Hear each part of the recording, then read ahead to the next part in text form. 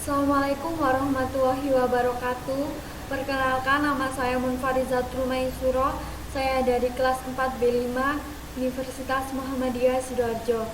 Di sini saya akan menjelaskan tentang penetapan harga produk.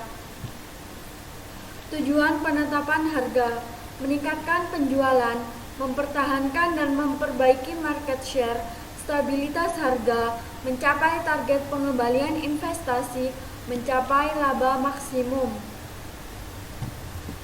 Elemen penting dalam bauran pemasaran.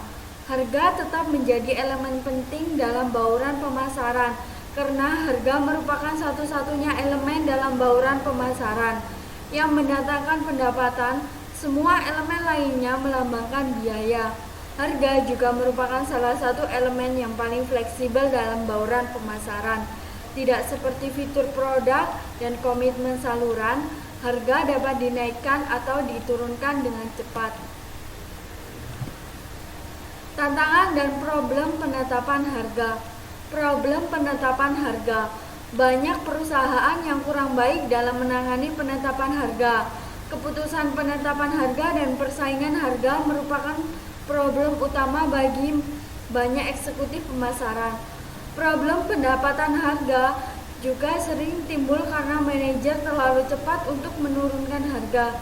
Harga terlalu berorientasi pada biaya daripada nilai pelanggan yang diciptakan, atau harga tidak selaras dengan bauran pemasaran lainnya. Tantangan penetapan harga: menemukan harga yang memungkinkan perusahaan mendapatkan laba yang wajar dengan cara dibayar untuk nilai pelanggan yang diciptakannya. Persepsi nilai pelanggan. Penetapan harga yang baik dimulai dengan memahami keseluruhan nilai suatu produk atau jasa yang diciptakan bagi pelanggan dan menetapkan harga yang dapat menangkap hal tersebut. Persepsi pelanggan dari nilai produk menetapkan batas atas harga. Bagi pelanggan merasa bahwa harga lebih besar daripada nilai produk, mereka tidak akan membelinya. Penetapan harga berdasarkan nilai menggunakan persepsi nilai dari pembeli, bukan dari biaya penjual. Sebagai kunci dari penetapan harga, perusahaan dapat mengejar salah satu dari dua jenis penetapan harga berdasarkan nilai. Penetapan harga berdasarkan nilai yang baik termasuk menawarkan kombinasi yang tepat dari kualitas dan layanan yang baik pada harga yang wajar. Harga murah setiap hari adalah contoh dari strategi ini. Biaya perusahaan dan biaya produk.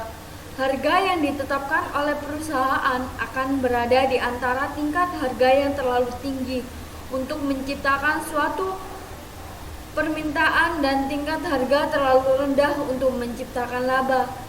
Persepsi pelanggan tentang nilai ini menetapkan batas harga, sedangkan biaya perusahaan dan produk menetapkan batas bawah harga.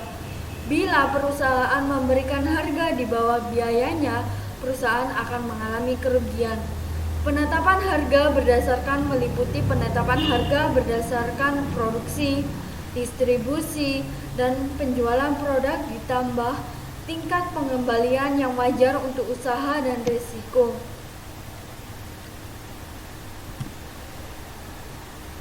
Perusahaan mendesain apa yang menurutnya merupakan produk yang bagus dan menetapkan harga yang dapat menutupi biaya dengan suatu margin keuntungan. Bila ternyata harga terlalu tinggi, harus berkompromi untuk markup yang lebih rendah atau penjualan yang lebih rendah. Keduanya menghasilkan laba yang mengecewakan. Perusahaan harus mengawasi biayanya dengan cermat. Bila biaya perusahaan lebih besar daripada biaya pesaing untuk memproduksi dan menjual produk, perusahaan harus mengenakan harga yang lebih tinggi atau mendapatkan laba lebih sedikit sehingga menyebabkan kerugian kompetitif. Biaya total adalah jumlah dari biaya tetap dan variabel untuk setiap tingkat produksi. Faktor internal. Faktor internal yang mempengaruhi keputusan harga yaitu keseluruhan strategi pemasaran perusahaan, tujuan, bauran, dan organisasi penetapan harga. Harga hanya salah satu elemen dari strategi pemasaran perusahaan yang lebih luas. Bila perusahaan memilih pasar sasaran dan positioning secara cermat, maka bauran pemasarannya termasuk harga akan mengikutinya. Beberapa perusahaan memposisikan produk mereka terhadap harga dan kemudian menyesuaikan keputusan bauran pemasaran lain terhadap harga yang ingin mereka kenakan. Perusahaan lain tidak menekankan harga dan menggunakan bauran pemasaran lain untuk menciptakan posisi non-harga mereka. Faktor eksternal lainnya dalam pertimbangan penetapan harga yaitu kondisi alamiah pasar dan permintaan strategi dan harga pesaing, dan faktor lingkungan seperti ekonomi, kebutuhan penyalur, dan tindakan pemerintah. Kebebasan penetapan harga oleh penjual bervariasi untuk setiap jenis pasar. Pada akhirnya, pelanggan memutuskan apakah perusahaan telah menetapkan harga dengan benar. Pelanggan menimbang antara harga terhadap nilai anggapan untuk menggunakan produk.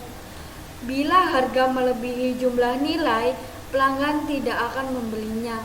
Sehingga perusahaan harus memahami konsep seperti kurva permintaan, hubungan harga permintaan, dan elastisitas harga atau sensitivitas konsumen terhadap harga. Kebijaksanaan penentuan harga. Penentuan harga produk baru yaitu price skimming dan penetration pricing. Potongan harga yaitu quantity discount, seasonal discount, dan cash discount. Price lining, transfer pricing, pricing in terms of certain geographic price consideration, atau penetapan harga. Tipe penetapan harga berdasarkan biaya.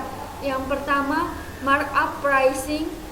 Markup pricing berbeda-beda dalam suatu swalayan karena adanya persaingan dalam kelas produk yang ada, volume penjualan produk tersebut, resiko yang terjadi dalam menjual masing-masing produk.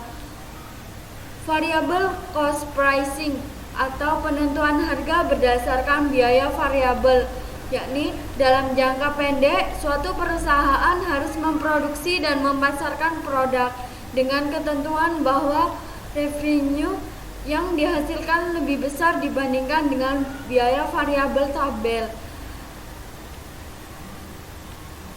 Revenue melebihi biaya variabel disebut contribution margin. Break-even pricing. Yang pertama, analisis titik impas. Yang kedua, analisis peluang pokok.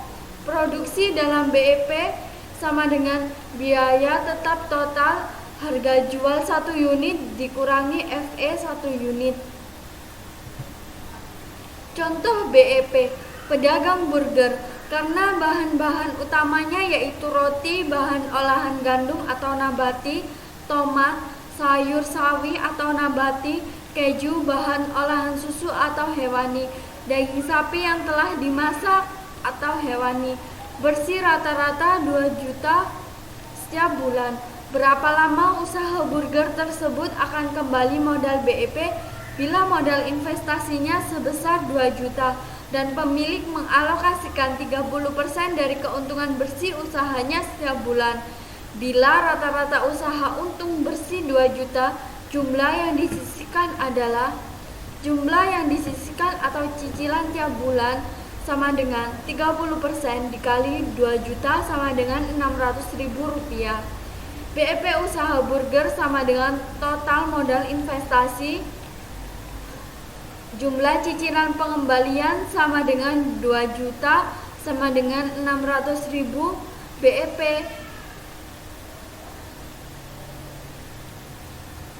Kurang dari lebih dari 4 bulan. Sekian yang dapat saya sampaikan, kurang lebihnya mohon maaf. Wassalamualaikum warahmatullahi wabarakatuh.